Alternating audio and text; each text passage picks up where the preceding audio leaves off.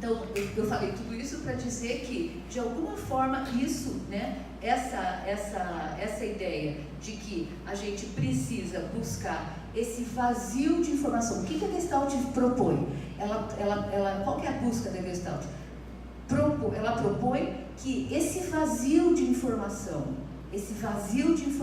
que existe, aonde, né, a gente de alguma forma não conseguiu dar conta, a gente não fechou uma situação, aquilo não desceu redondo, esse vazio de informação a gente não consegue muitas vezes através de uma terapia cognitiva, uma terapia que vai prestar atenção só no meu intelecto, porque o intelecto gosta de histórias, mas nem sempre o intelecto vai chegar à nossa verdade. Então, quando Fritz ele vai propor uma técnica onde nós não vamos nos contar histórias. Eu não vou contar, aquele dia, tal. Não, eu vou trazer a pessoa a fazer basicamente um monodrama. A pessoa vai, né? Eu vou pedir para ela fechar os olhos, né?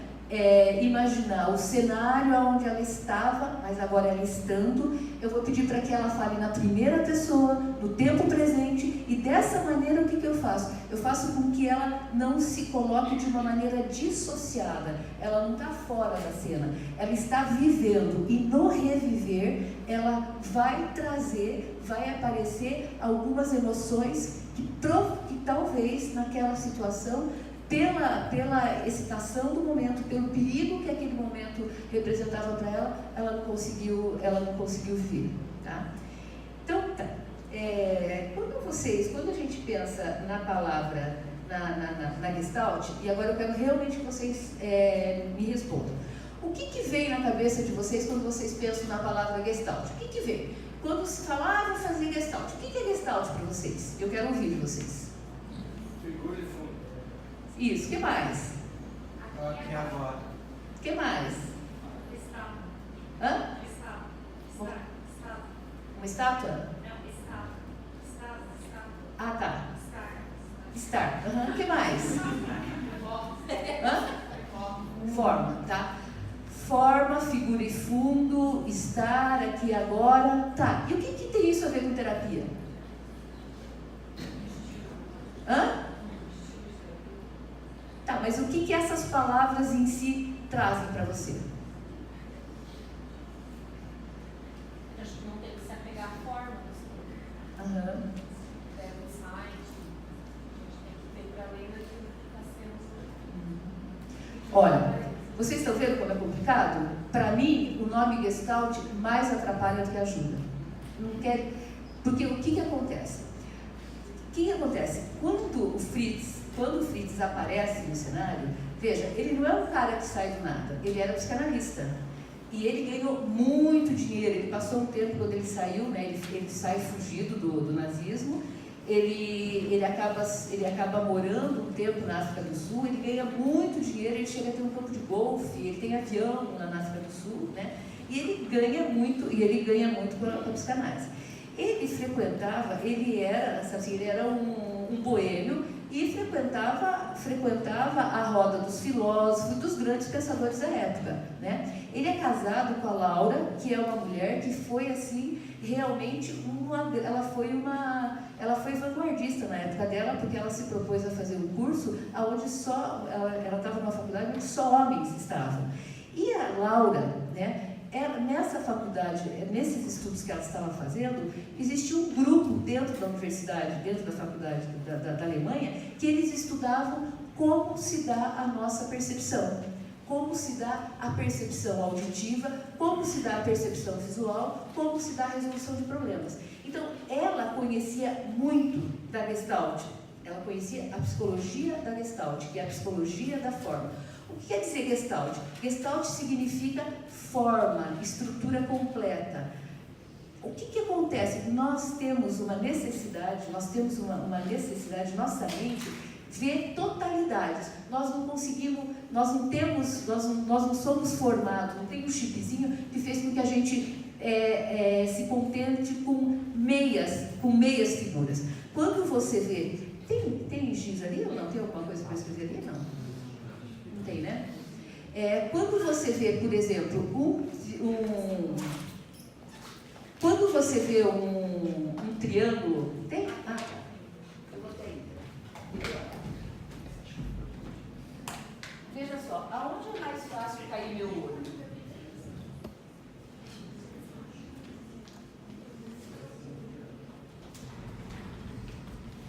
Veja só, aonde é mais gostoso cair meu olho? Aqui que os olhos não dizem isso, né? Aonde é melhor o meu olho cair?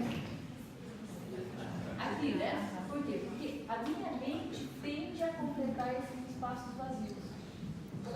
Tá? A minha mente tende a completar. Quando eu vejo, né, luzinhas que se acende, apaga, o que eu vejo? Eu vejo um risco, porque a minha mente completa vazios. A isso, a psicologia da Gestalt chama de lei da pregnância. Nós buscamos formas completas, nós buscamos todos. Por exemplo, se eu ouço o que vem na cabeça? Hino nacional. Por quê? Porque vocês já viram o todo, vocês não ficaram só com né? Então nós tendemos a buscar figuras completas. E isso, e a psicologia da Gestalt, ela tinha muitas outras leis. Se vocês, né, quiserem, de repente, pode deixar aí, depois eu vou usar mais um pouquinho. Você vê tem a lei da continuidade, a gente tende a ver a mesma coisa. Tem a lei da similaridade, algo que é parecido, a gente tende a ver como parecido. Tem a lei da figura e fundo. O que acontece? A nossa percepção, ela se dá alternadamente. Nós prestamos atenção em uma coisa de cada vez. Vocês podem ver, por exemplo, às vezes, né, eu sei que não pode fazer isso, mas já me ocorreu várias vezes que, assim, milésimo de segundo de eu olhar para o celular e estar de cara na traseira de outro carro. Nós percebemos uma coisa de cada vez. Né? Enquanto vocês estão olhando para mim e ao mesmo tempo vocês estão conectados com coisa. Então nós temos a lei da figura e fundo. Nós temos a lei de figura e fundo, nós temos a lei da situação acabada. A gente precisa concluir ciclos. Então, Gestalt significa ciclo completo. Tá? Eu completo. O que acontece, né? Do mesmo jeito, isso que o Fritz percebeu, que do mesmo jeito que a percepção visual, a percepção auditiva, a gente tende a buscar todos completos, também na nossa vida afetiva nós precisamos fechar situações. A gente precisa de situações que se fecham, situações acabadas, né? A gente, o tempo inteiro, a gente vê, olha, outra lei da Gestalt. O olho vê aquilo que a mente viu primeiro. O olho vê aquilo que a mente viu primeiro. Então, veja, por que os espanhóis atacaram tão facilmente os astecas?